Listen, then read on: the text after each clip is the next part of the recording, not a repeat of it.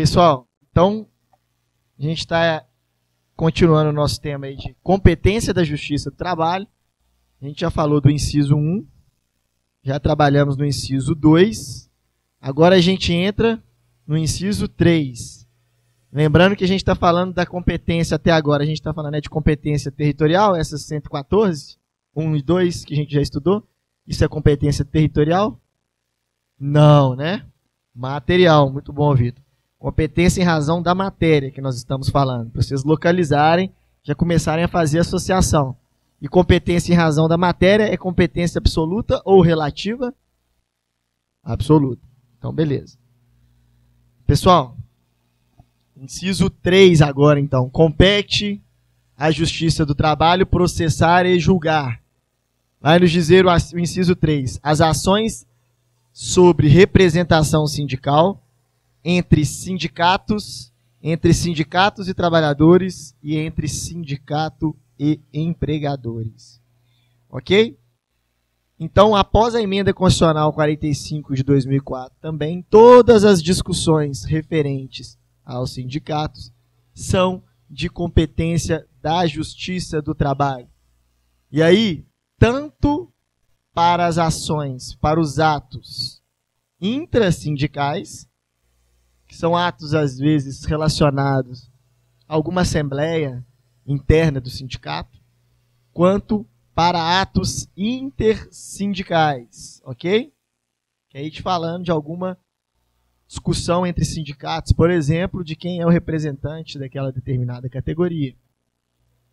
Qualquer uma dessas ações, tanto os atos intra quanto os atos intersindicais, serão de competência da Justiça do Trabalho. Na hora da prova, lembrem bem desse texto. Entre sindicatos, sindicatos e empregadores, sindicatos e trabalhadores. Ok? Então, falamos já das relações de trabalho, ente de direito público externo, administração pública direta e indireta, autarquias e fundações. Falamos também do direito de greve e agora das ações, para quem chegou atrasado aí, das ações referente aos atos intra e intersindicais.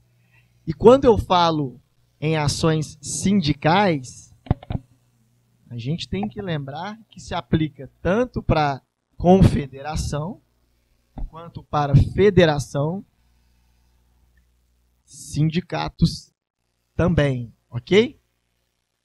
Para todas estas entidades se aplicam as ações competência da Justiça do Trabalho. Passo seguinte. E lembrando, gente,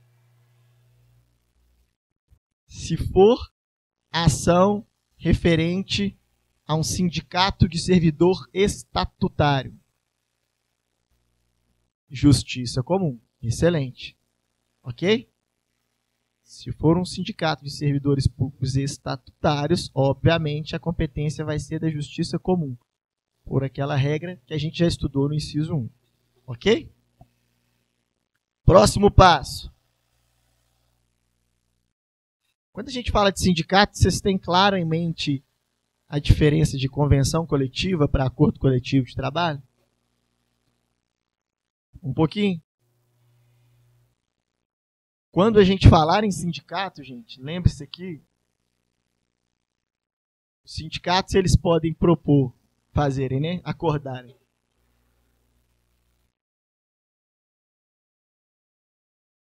Tanto ACT, o que é ACT? Acordo Coletivo de Trabalho. Então escrevam aí, acordo, tá? Acordo Coletivo de Trabalho. Quanto CCT. O que seria CCT? Convenção Coletiva de Trabalho. Então, aqui a gente vai usar o termo convenção. Por isso que só muda a primeira letra, né? Aqui é A de acordo e aqui é C de convenção. O restante é igual. Coletivo de trabalho. Qual que é a grande diferença de um para outro?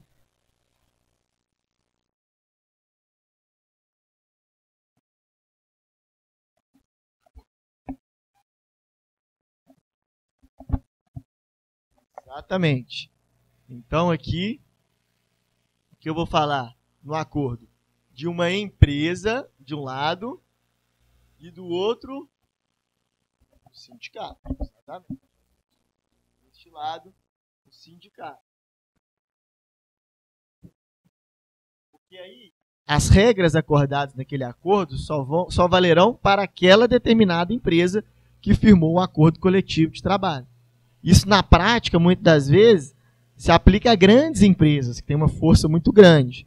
Então, aquela empresa forte em determinado município, né, que é uma empregadora forte, normalmente, ela cria um acordo específico para ela com o sindicato da categoria. Ok? Mas também eu posso ter a convenção coletiva de trabalho. E a convenção coletiva de trabalho se dá como? Exatamente. Aí aqui deste lado, ao invés de eu ter empresa, eu também vou ter o sindicato. Versus sindicato. Aí, obviamente, se aqui é empregador, no acordo, do lado de cá vai ser sindicato de quem? Dos empregados, dos trabalhadores. Então, dos trabalhadores. E aqui, se eu estou falando sindicato no mesmo polo da empresa, tá bom? E do outro, o dos trabalhadores.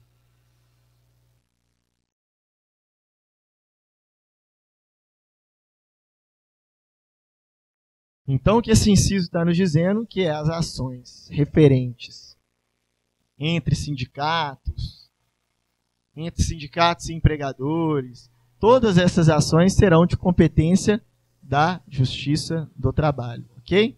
Exceto quando o sindicato for servidor público estatutário. Fechado? Passamos, então, para o inciso 4. Inciso 4 do artigo 114 da Constituição.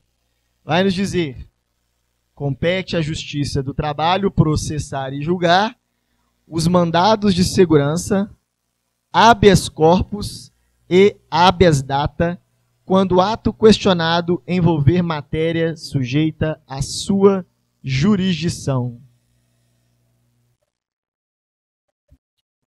Aí cabe a gente fazer uma diferenciação entre mandado de segurança, habeas corpus e habeas data. Qual que é a diferença? Mandado de segurança é quando se trata de direito líquido e certo. Habeas corpus, liberdade de locomoção, direito de ir e vir. E o habeas data, direito à informação. Show de bola. Mas quando que a gente vai aplicar isto, então, ao processo do trabalho?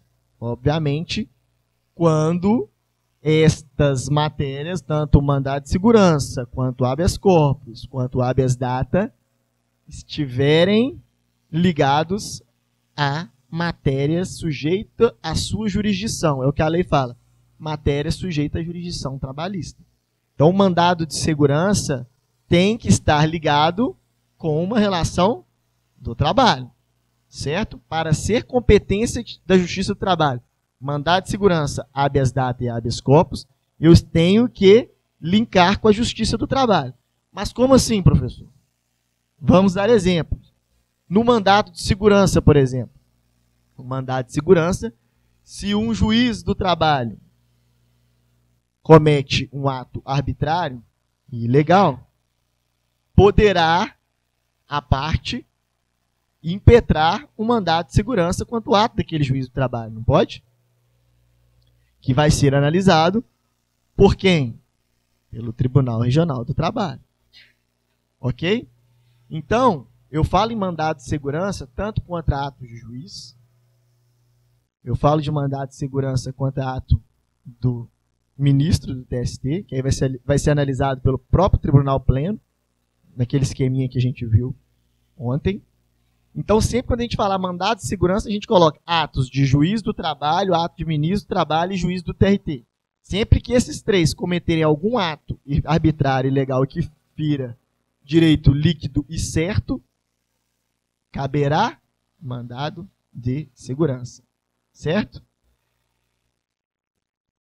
Além disso, com a emenda constitucional 45 de 2004, possibilitou também mandado de segurança contra ato de auditor fiscal do trabalho e contra ato de procurador do trabalho, que são também ligados à jurisdição trabalhista, não é isso? Então, se um auditor, por exemplo, lavou um auto de infração contra a empresa e a empresa entendeu que era um ato arbitrário e ilegal daquele auditor, ele pode impetrar o mandado de segurança na Justiça do Trabalho. Aí, neste caso, vai ser competência da Vara do Trabalho. Tá? Então, lembrando, quando a gente falar de mandado de segurança sujeito à jurisdição na Justiça do Trabalho, tem que estar ligado às causas trabalhistas. Ok? Não é qualquer direito líquido e certo que foi ferido que será de competência da Justiça do Trabalho.